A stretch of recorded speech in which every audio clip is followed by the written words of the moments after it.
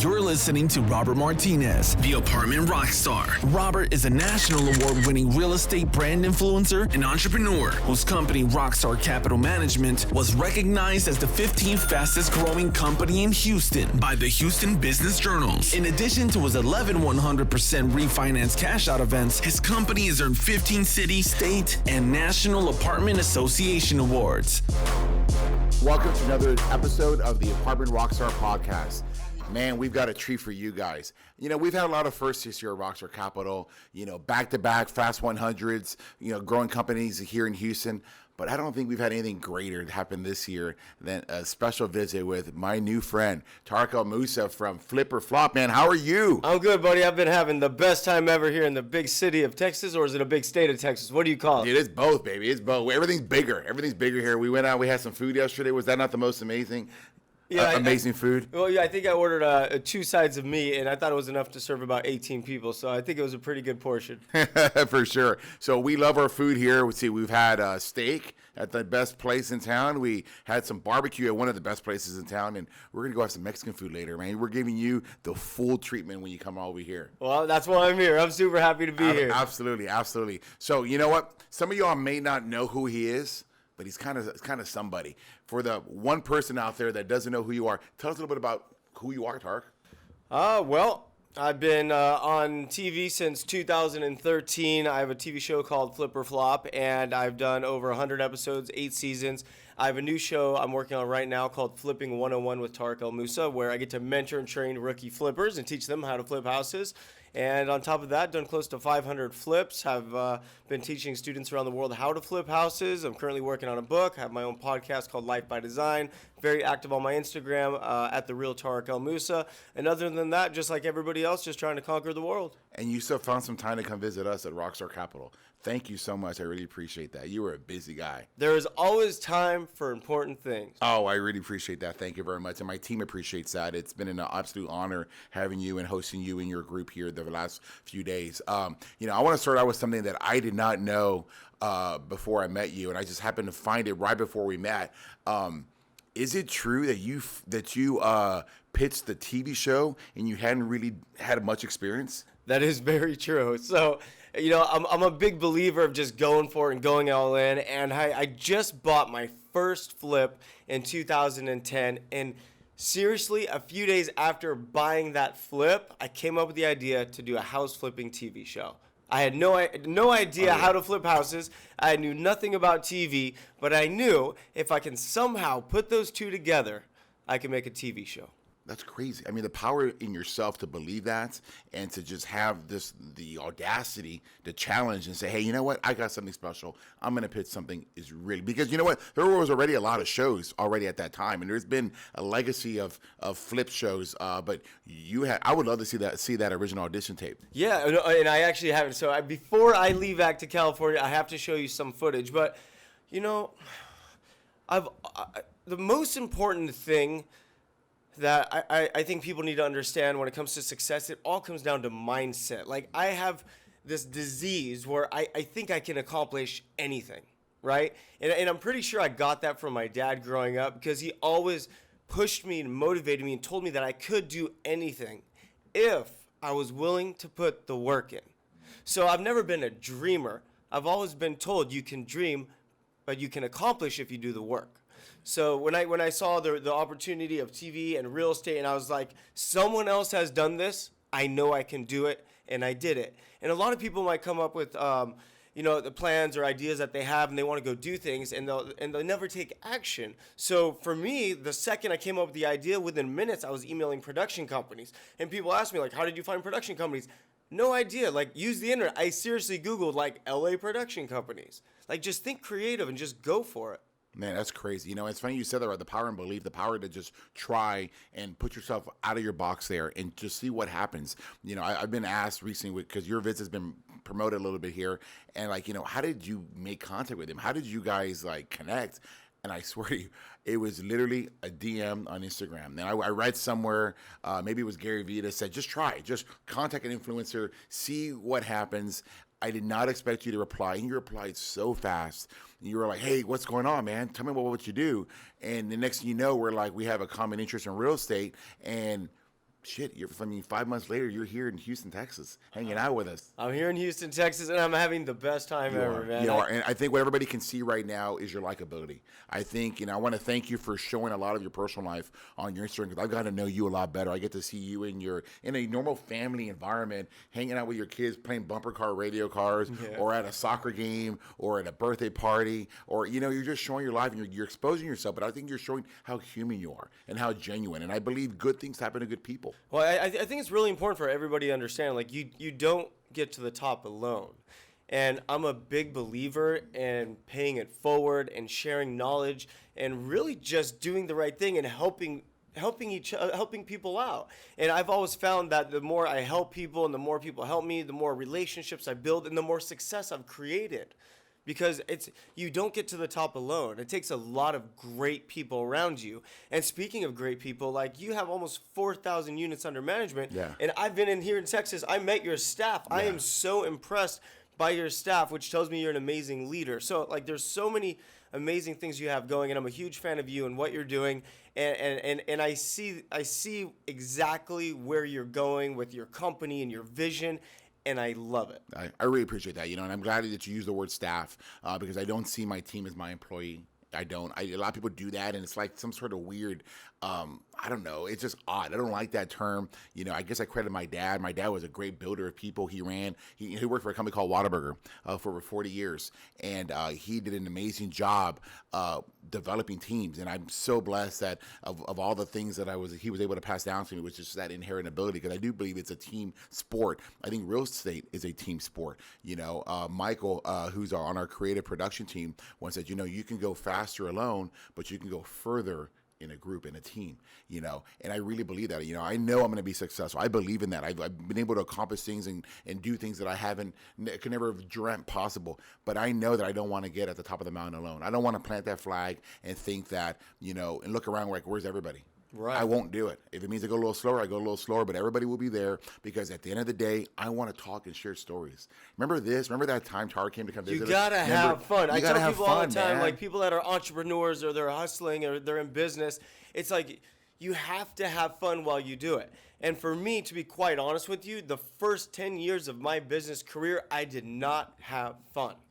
I was overworked, I was overstressed, I was chasing money, and I was miserable, because I was driving myself crazy trying to figure it out. And now, looking back, if I knew what I knew now, I would have given myself a break. And everybody wants success fast, right? Right away. And it takes time. And you just got to be willing to put the work in. I think you're 100% right. I mean, it's just, there's no I in team, and you got to do this with a group. You got to do this with the mindset you're going to share. It's abundance mentality. And that's how I want to win. I want to make sure we win in a team and we win in a group setting, so that everybody can live off of all of our work, all of the community's work, right? So thank you again. And one more thing before I forget, you're not feeling well. You've been battling an illness recently, a little cold, and you almost didn't make that trip. I remember when you told me, I had flashbacks, right? Because I had somebody else that was supposed to make a podcast appearance recently, and I got all excited, and he literally canceled on me while I was having a drink, to loosen up before my podcast. And I was so disappointed when I heard that you were not feeling well. I'm thinking, oh crap, he's going to tell me he's not going to come. And you came. It takes a lot to make me not do something I commit to. Well, it shows a lot of your integrity and your word, and I want to thank you and your team for making it out here, because I know you're super busy and you got a lot of things going. So, but hey, let's talk about your visit, man. So, what are you doing in Texas? What are you doing here with us in Houston? I mean, it's very simple. I've flipped close to 500 houses with my business partner, Pete DeBest, which he's here with us, and we own close to 100 rental properties. But a dream of mine has always been to get into the apartment game. And, man, you got almost 4,000 units under management. And the truth is, like, I'm really drawn to you because I find you a very likable, humble guy. I don't see you as an egomaniac. And just based on our conversations, you've been an amazing guy. And that is really, it's inspiring to see people like that. So I wanted to see how you run your business. I wanted to meet you. I wanted to see the apartments. I wanted to visit Texas. And it's amazing how much you can learn in such a short period of time. And I've learned so much by just picking up a few little tips from you. And then the biggest tip that keeps standing out, which I was talking about yesterday at your event, was simple ways to increase the NOI, the net operating income. And I also learned that the value isn't actually the building. The value is the person operating the building. Because based on the income is the value of the property. Absolutely. Yesterday we were visiting one of our latest acquisitions, Steeplechase Apartments in Alvin, Texas. It's 171 units. We paid it over $13 million for it, or around $78,000 a door. That's the way we measure. What did you pay per door? Paid $78,000 a door. And we talked about the magic formula, right? We talked about how every dollar, unlike single family homes, which is like a comparative market nearby, you're basing your value on what other sales are. That has nothing to do with the apartment world. It has more to you can force appreciation. You can force value creation. And it's simply by either adding income or reducing expenses. And if you're really lucky, all of it, right? And then you can really create. So, it's not very common because they don't teach us this in school. They don't tell you in multifamily real estate that $1 of NOI is worth $17 of valuation to the lender. And that's really important because the goal is for us is to own it, create value, either sell it, flip it, or refinance and pull all your equity out, right? And so I gave the example yesterday that a $10 rent bump or a $10 savings and expenses, anything that adds $10 to the NOI on 171 units for a full year is worth $300,000 of new value creation. That is insane. Isn't that crazy? I just love how you spit out numbers and you know the math, your percentages. Like you are running it, you are operating it, you are killing it. Yeah. And that's why I'm here. Like I don't just jump on a plane and fly to Texas to meet anyone. This is not something I do very often. But like I said, I'm very drawn to you. I love your story. I love the success. And actually, I have a question for you. Yeah, please. You've accomplished so many great things. What is driving you today? It's so funny you asked me that. Yeah, it's regret.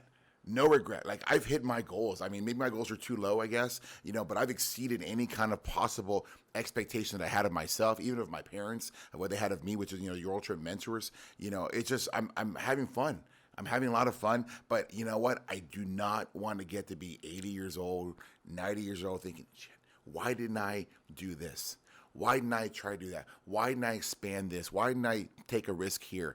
Maybe we could have gone further. So I guess there's something in me that wants to leave a mark, wants to leave more of a legacy, but I can't do it if I don't accomplish more, right? And I don't want to be looking back and think that I had the ability and the potential and I didn't do it. I also know that my kids are watching. You got a chance to meet them yesterday, and they're paying attention, and I was watching them there at the meetup we had yesterday with all the investors, and I've never seen them more focused, and I'm watching them, and I'm explaining to them what's going on, and I want them to see that. I want them to be able to understand what their dad did when he was younger, because I'll be old one day, and maybe I'll be gone, and they'll be there, like, they're not going to look at the pictures.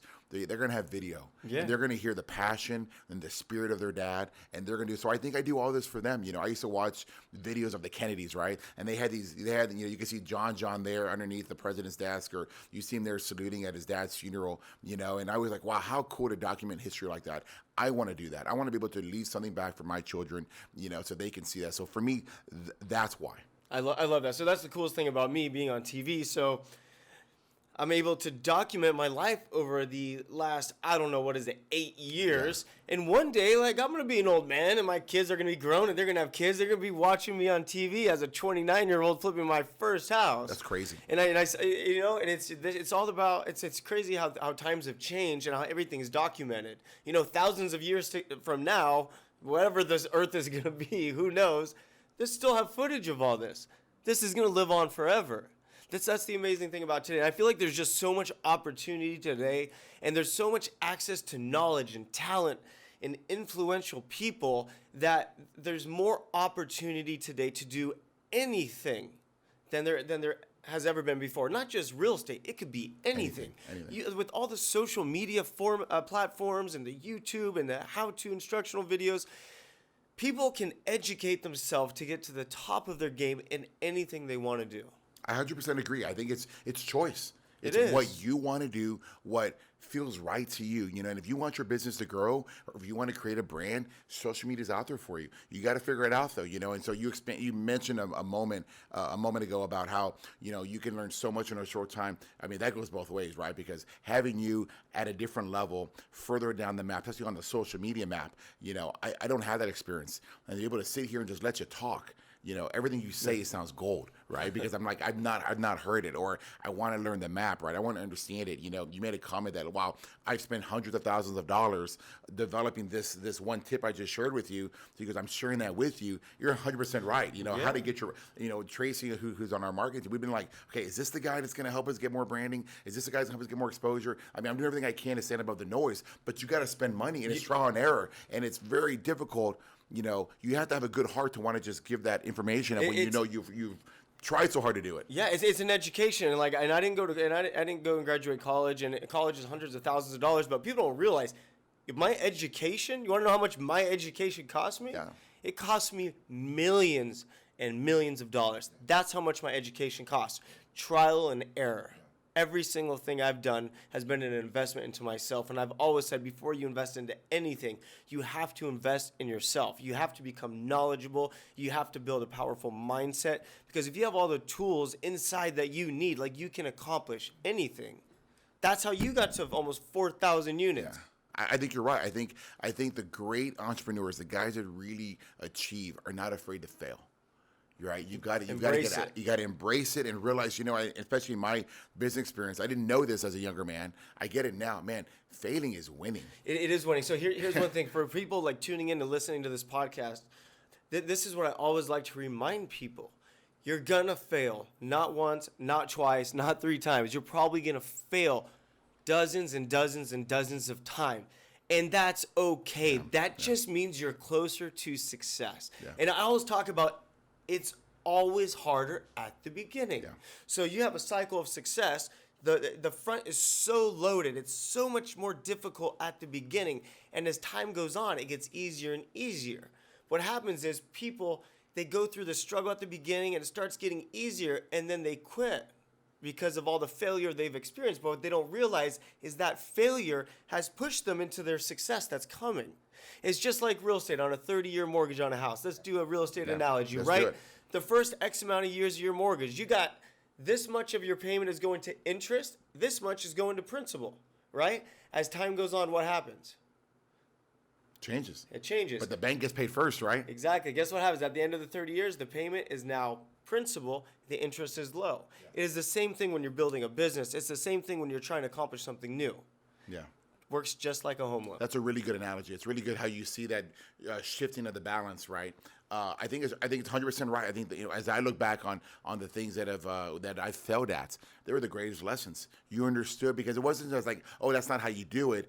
You learn how to do it right because of the failure. Yesterday I talked about an example of this one particular property where it didn't give me the best financial returns. In fact, it was the lowest of all the 20-some assets that we've purchased over the years.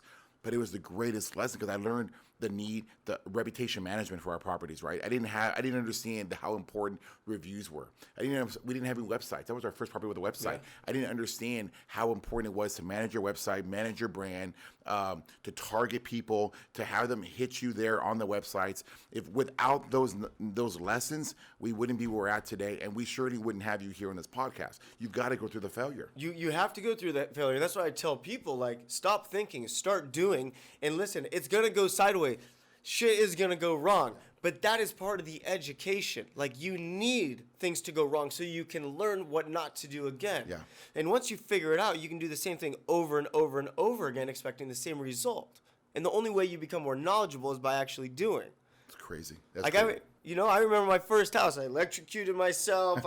I burned myself with acid. I painted the floors with a baseboard. And today I've done close to 500 houses. I think that's a great example, because I caught up on a lot of your episodes, and I focused specifically on the first season and a little bit of the second season and a lot more in the last 2 seasons. And what a difference in the way not only you carried yourself, because you're there walking into it, and you can tell you're a little green on some of this part, right? You're learning the process. But man, it's very different in season 7 and 8, and that's surely you grow. But if you did not make those mistakes, I underestimated how much that pool cover was going to be, or I underestimated how much those cabinets are going to be, or I didn't think about the termites, or I didn't think about the support beam, or whatever it was, right? You're like, yeah, we're not going to knock that down, and we're not going to do that this way. We know now. Yeah, exactly. The best education in the freaking world is actually doing. Awesome. There is no better education than getting out there and actually doing it. And that's why you learn so many valuable lessons from failing, in a sense, on that first building. But that building made you more money than if it was a success because of what you learned. That's crazy. So that's a great segue. Let's get into a little bit of the financial aspects of single family versus multifamily. So as I understand it, in single family, and I'm not sure if you buy yours outright or you get hard money loans, you leverage them out, right? But it's based on your personal credit, right? Well, it's actually based on the property, loan to value. But my credit score is very, very high, almost 800. I've never missed a payment, and all that stuff's great. But it's typically property based lending. So in multifamily, it has nothing to do with my credit. Yeah. Nothing. It all has to do all with the serviceability of the apartment, because the apartment is what's paying the mortgage. Okay, so in your house, you pay the mortgage, right? No matter what happens. So to clarify, like my house is based on my credit, but like secondary financing, hard money loans, wrap loans, those are all based on the property's loan to value. So it's very similar to what you're doing. So a lot of people think I'm flipping, one house at a time, two houses at a time. The most flips that we've ever had going at one time, me and Pete, is 74 flips. Dang. Yeah, there's a lot of houses. So wait, well, hold on. I want to interrupt you. So it can't be just you and Pete, right? You got like a project manager, you've got like a construction guy, you've got some sort of people organizing all this paperwork, right? Right. So it's me and Pete, and then also we have a sales team, we have in-house accounting, and then when it comes to construction, we outsource everything. We did bring construction in-house a few years ago, and it did not work out well for us because we weren't hands-on enough, right? So that company failed. But let me tell you what happened. So I always talk about how positives can always come out of a negative. Yeah. The company failed. We lost hundreds of thousands of dollars, right? Because I didn't have the time to put into it. Either did my business partner. But because of that company, we were able to qualify for an SBA loan to buy a very expensive building, which has gone up $3.5 million. So that failing construction company helped us qualify to purchase a property that made millions of dollars. And you got the experience. And I got the experience. So guess what? The construction company was actually a success if you look at it like that. Absolutely. Just like the first building where you had those issues. Yeah, the issue, the apartment. So that's one thing. But today, I'm not buying apartment buildings, 100, 200, 300 units, but we're buying, more bulk properties. We just bought 10 in Atlanta. We just bought 8 in Oklahoma, and we're just expanding and we're building and we're growing.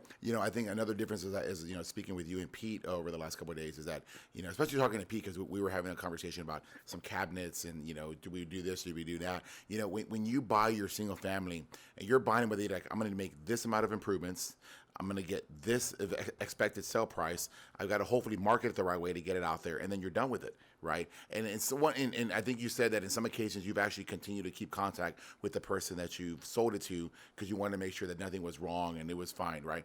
But in the apartment world, man, it is nonstop engagement and contact from the time they move in, because they're not buying it. They're walking into a rental unit, so you can get it rent ready and you can do all the things that you need to do, but they got your number. They're going to keep calling you, right? And so it's a people game. Real estate is a people game as a whole, because you have to manage your own teams and you got to manage, how to exit the property. But with us, there's no exiting, right? Or the whole process is to get somebody to come in and rent it for as much as they can. And for us, we only make money when they renew. Now when they move in, because think about all the costs you have, right? All the rent-ready costs, new carpet, new paint, cabinets, appliances, you name it, it costs you money. So we estimate that it's anywhere between $1,500 and $3,000 per unit of move-in expenses. So we only make money when people renew. We only make money when 12 months, 15 months later, when they take a renewal, hopefully you also get a good review and they take a rent bump and you don't have to put any more money into it, right? So I know it's a lot, I think on multifamily, it's a lot more people intensive, right? Because you're taking care of them. It's like, this is their home. This is where they're going to have birthdays, anniversaries, special events. These are memories, Definitely a lot more management. Like for us having the rentals spread across the U.S., it's different than apartments because they're not clustered like one specific area. So there's a lot, we deal with the same issues there because we're just renting out, close to 100, houses. So there's a lot of rentals. Right. But yeah, like one of the biggest things that I've learned, especially since I've been here, is, treat the tenant like a customer. And I was saying, I remember being a young kid and, renting apartments, and I'd be like scared to go to the leasing office because they'd try to evict me or raise my rent or do something bad. I found it really amazing that when we went into your building, it was like, it was a sign. We want to hear from you. Tell us how you feel. Are you happy? Let us know. So you treat the tenant like a customer, when the truth is they actually are a customer, a very valuable customer. So I love that, how you talk about the NOI and how the most important goal is to get that renewal, because those renewals is what's going to save money. Absolutely. And this is these are golden nuggets. Like whoever's listening and watching, This is really impactful and powerful information.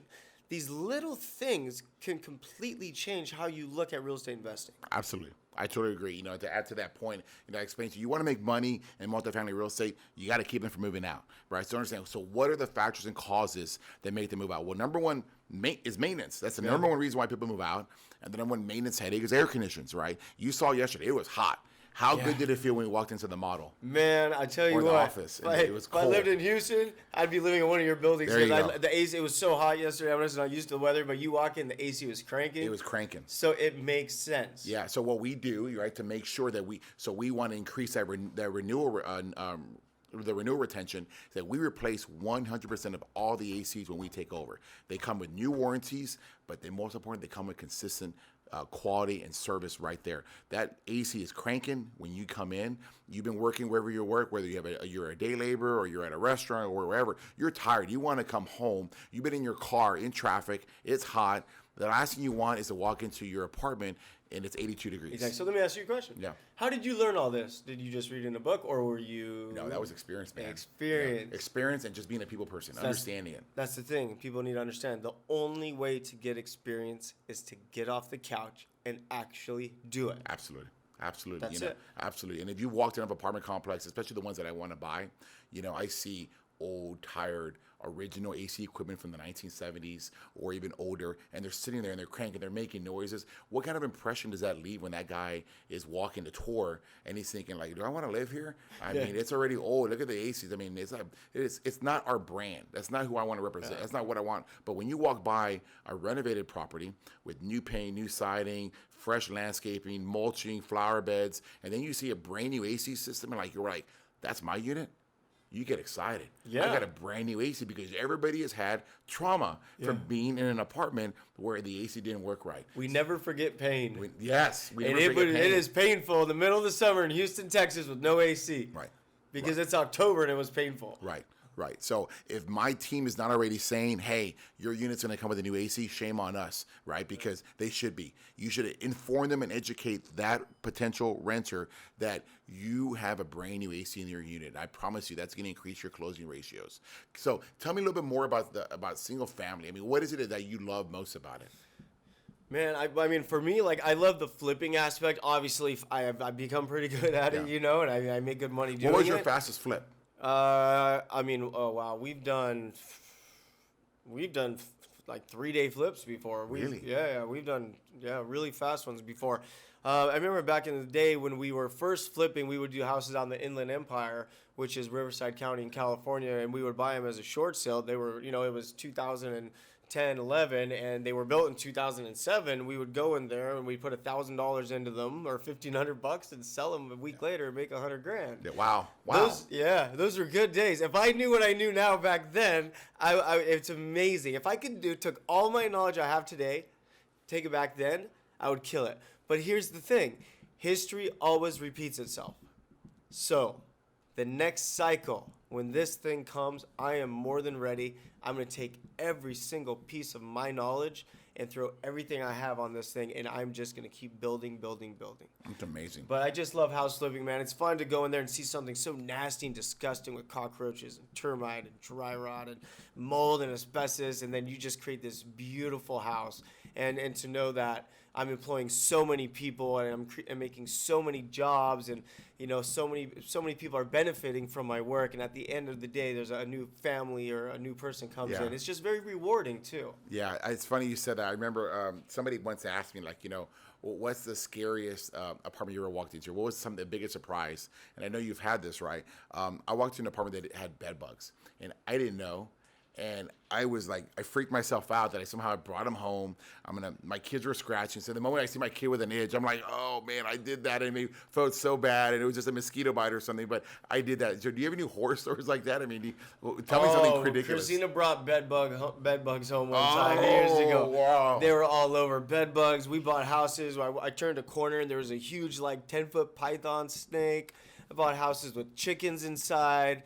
I bought houses with rats and the worst though. The worst. I bought this house, and people were actually living there. I opened the front door. It's on TV. I open the front door. I walk in, and there were so many cockroaches. Just imagine this whole wall is alive. They were falling off the ceiling, hitting me in the head. That's how many cockroaches were in this house. Oh my God. Yeah. That's great. So I've got a similar cockroach story. They're hard to kill. We learned the hard way is that, you can make a unit look amazing, but you don't know what's behind certain things. I encourage anybody looking at an apartment to ask them to pull the refrigerator back and see what's behind the refrigerator, because what happens is you don't know who was living there before and how dirty or clean. The maintenance guys come in there, right, but they don't pull the refrigerator out. We've now made it part of our process now to start looking back and clean, because, we would have these issues where, we keep having pest issues. Like, why can't we eliminate the problem?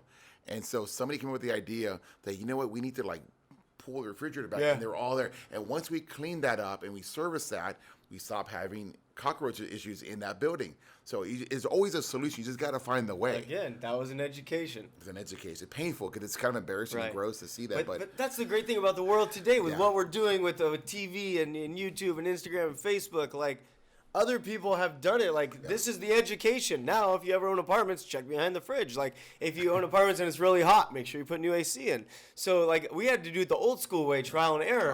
And now, with the exposure we have, it's like we can teach people what we've learned through our pain. And pain is good, but it's also very expensive. Yes. And you're willing to spend a little bit of money on education and invest in yourself, you can save yourself a whole lot of time, a whole lot of heartache, and get further down that path with less. Well, again, pain is good, but man, you don't need to.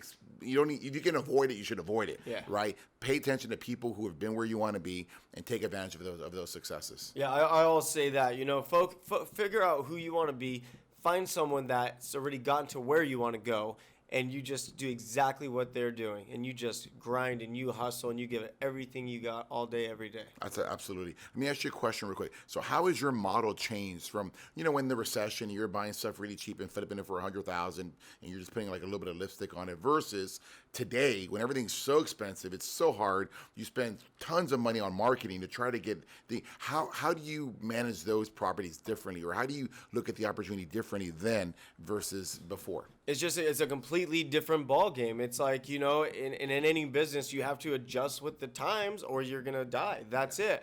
When we were first in the business, the majority of the flips were all short sales, a little bit of auction, and our marketing budget was zero. It was all just outgoing sales calls to agents for short sales. As time has gone up, the market has shifted. Short sales have dissipated. REOs aren't really in existence as much anymore, and now we have to figure out a different way. So now, because of the credibility and the exposure and the success I've had, we spend a lot of money into marketing now. So we do TV commercials throughout Southern California. We do radio ads. We do podcast ads. We do digital marketing across all the different platforms, and we're really become a marketing-based company. And it's funny because people ask me I'm a real estate investor, but I'm also a marketer.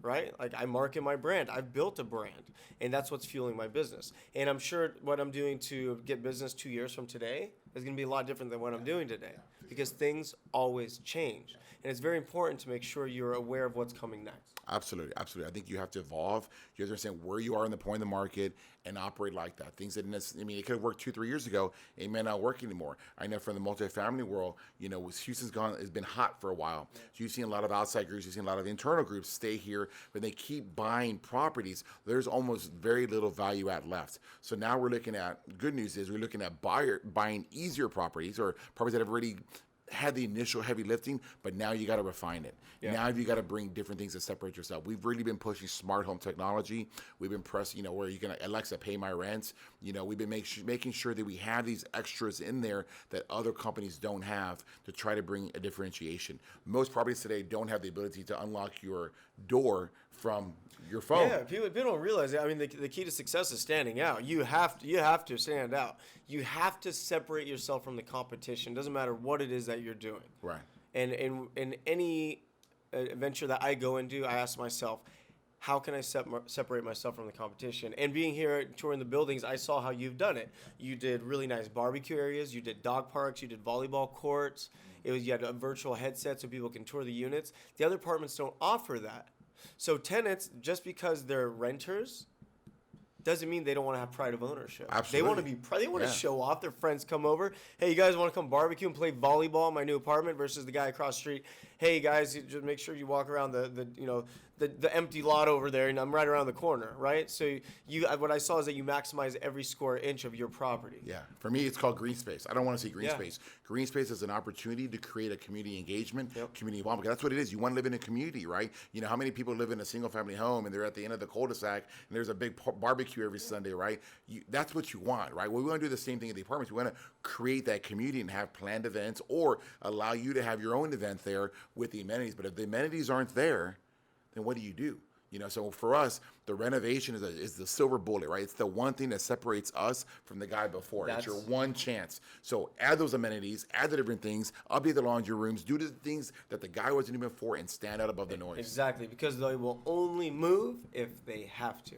That's a yes. There's nothing better in the marketplace. Absolutely, because people are renting longer today than ever before. I read an article today that Sam Morris, you met Sam, he forwarded me on LinkedIn, and it was like on more higher wage earners are preferring to rent. I myself rent. In this article, it talked about how 100,000 or more, there's been a 19% increase in people because they would rather rent because it gives you the flexibility to choose where you want to go, but they don't want to deal with the hassles. You know, I really enjoy where I live right now for the most part. I love the views. I live in the 33rd floor and it's fantastic, but sometimes maintenance is a little bit off, you know, and I love it because I get the inside experience as a renter, understanding how management treats me, how they handle issues, but I also still have the ability to move. And I can go another part of town or say, I want to live by the water now. I want to go down to coastal side, or I want to live on a lake, or I want to live in a different high rise, right?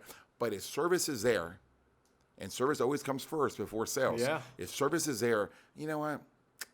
They take really good care of me. You don't want to leave. You know, I'm not gonna leave. I really they like me. I say hi to them. They know which car is mine. My car's waiting for me in valet or whatever. Whatever little service is there, they provide for you, and I really like that. And so, you know, I'm not gonna go. But if none of that's occurring, man, it makes it very transactional, and it's very easy to walk away. It's funny that you say that. So like my main house where I live and I own is in Orange County, but I actually rent too. Mm-hmm. I have a place in West Hollywood too, where I rent at a high-rise building where there's a doorman and concierge and like all these cool things.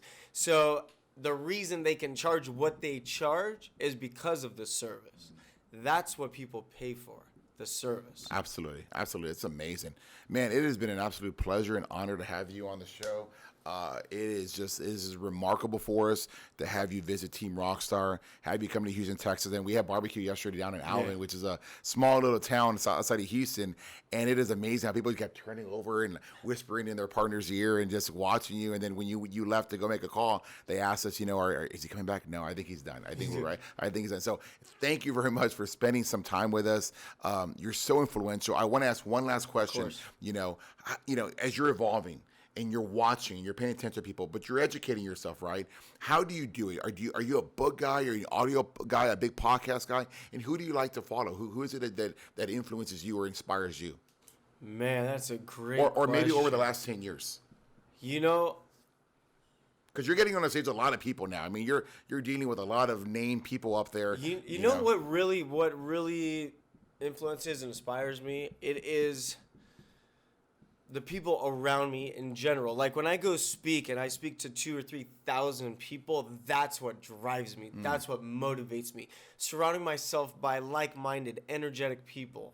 Someone could be an entrepreneur that's worth $0, and if they have that energy and the passion, that's the person I want to be around.